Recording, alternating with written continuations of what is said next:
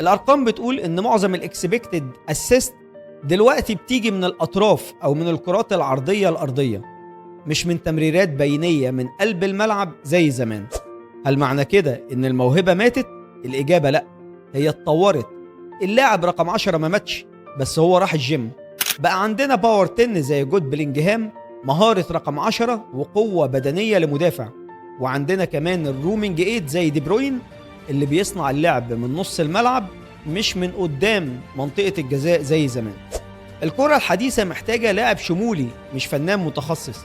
في النهاية الكرة بقت أسرع، أقوى، وأكثر اعتمادا على البيانات، لكننا لسه بنشتاق للمسة ريكيلمي وبرود أوزيل. تفتكروا ممكن يجي يوم ونشوف عودة لصانع الألعاب الكلاسيكي، ولا خلاص زمن السحرة انتهى ودلوقتي زمن الماكينات؟